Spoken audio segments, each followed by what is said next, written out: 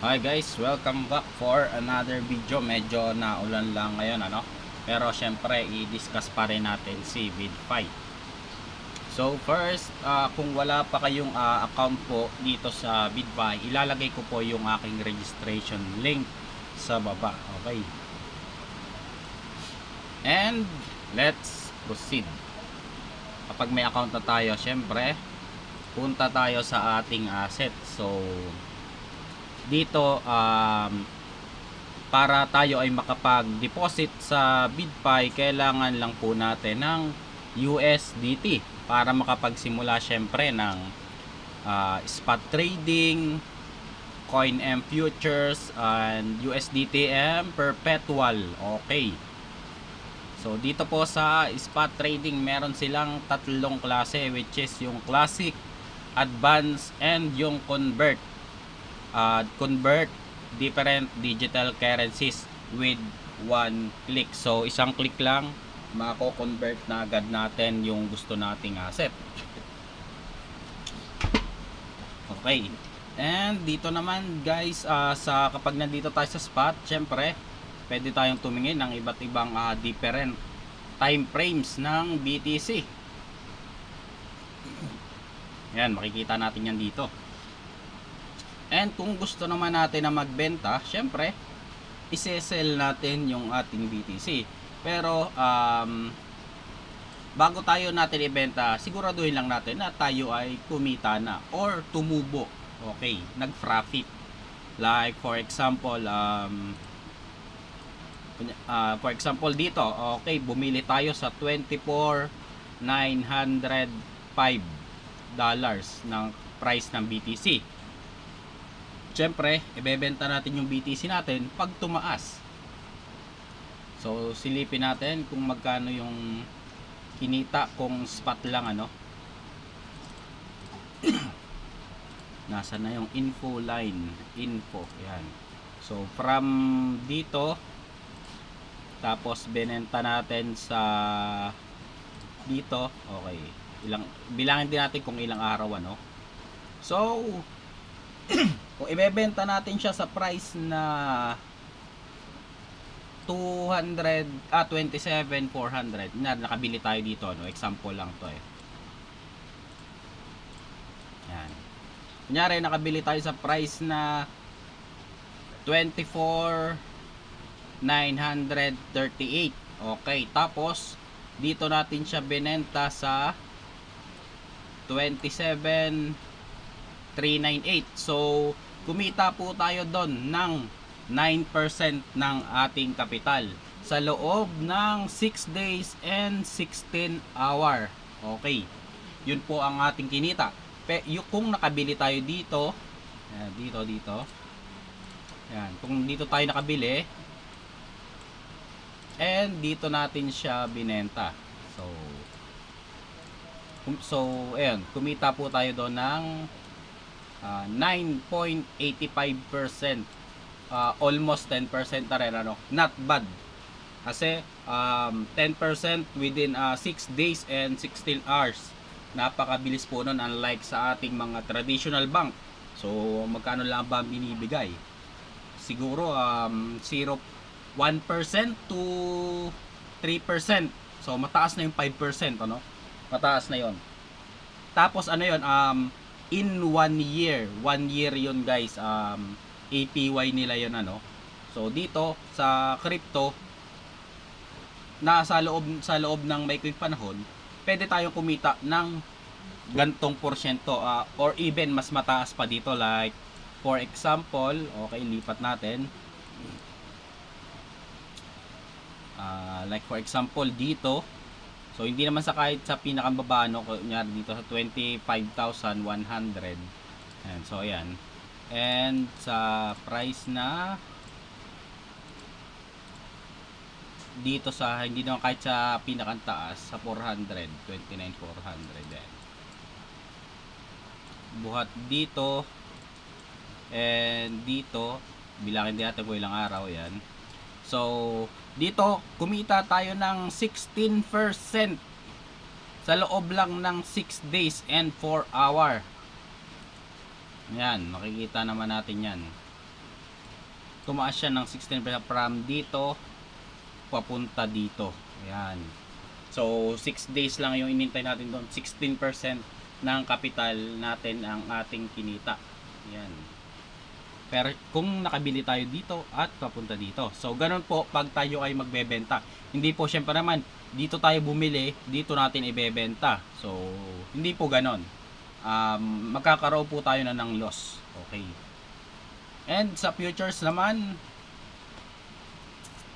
silipin natin ang futures trading ni BidFi. So dito po sa futures trading hindi ko po ito recommended sa mga baguhan. So bakit? Kasi ang futures trading po ay gumagamit ng tinatawag na leverage, which is minumultiply natin yung percentage ng spot trading. So for example, doon sa habi natin kanina, kumita tayo ng almost 10%. So dito po kapag ang spot ay kumita ng 10%, okay. Nasaan ba yung text dito? Ayan. So dito. Kapag yung spot ay kumita ng 10% and sa futures, syempre meron yung sa yung text. Ayan, times. So 10 times yung ating leverage. So for example, leverage natin is 20. So 10% times 20 is ano po yan, equal 200% po yung ating kikitain. Equals 200%. Yan. Ganun po ang calculation sa futures. So for example, si BTC is umangat ng 10%. So ito, bigyan ko kayo ng maliwanag na ano dito, info line. So dito info dito from, di pa tayo ng ibang time frame. Ay, kunyari dito, sige. Move nga tayo sa mas mataas sa time frame sa 1 hour.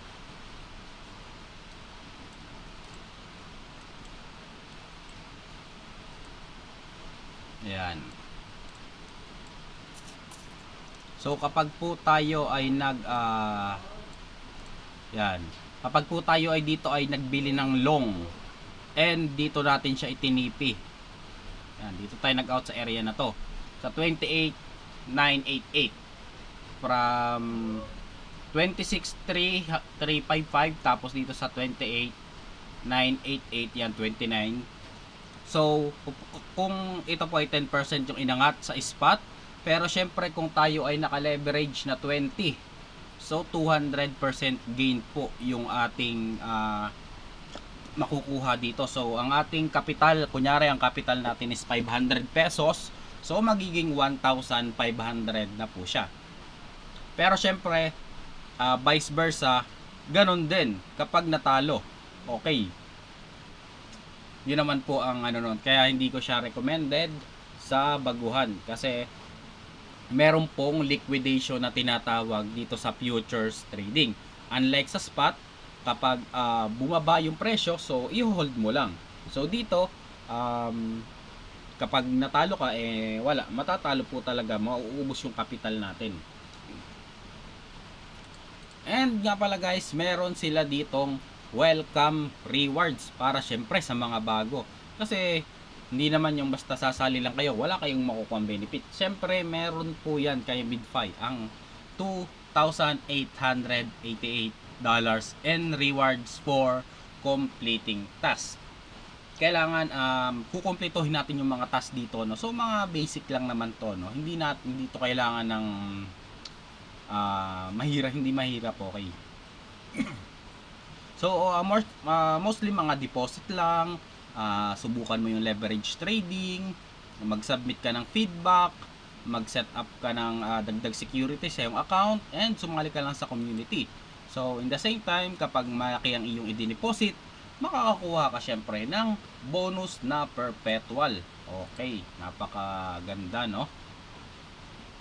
And ano pa ba yung pwede nating gawin dito? Okay nga pala guys, si BidFi, ito nga pala yung Twitter ni BidFi, ano, and sabi dito, no, BidFi spot grid trading, BidFi auto invest, BidFi gift. So tatlo po yung aabangan natin dito kay BidFi, ano. And syempre sumali din tayo sa kanilang Twitter giveaway, which is $100 USDT perpetual bonus for 5 best answer. So ayan, 5 best answer, napaka generous, ano.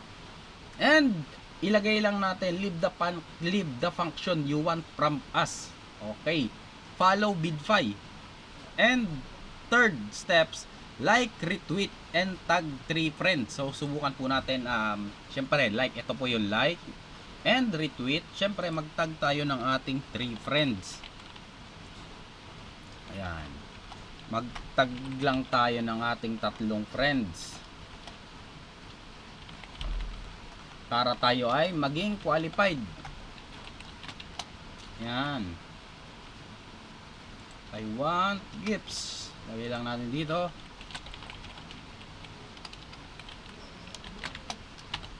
Ayan, then reply. So ayan, valid na po yung ating entry. So kapag po tayo ay napili, maswerte po tayo. Ayan. So ayun lang guys, sana i-follow nyo tong si BidFi at mag-register din kayo dito, ano. So let's go, i-update natin kayo sa mga susunod na video kung ano kaganapan, ano mangyayari dito kay BidFi. Thank you. So happy trading, happy trading.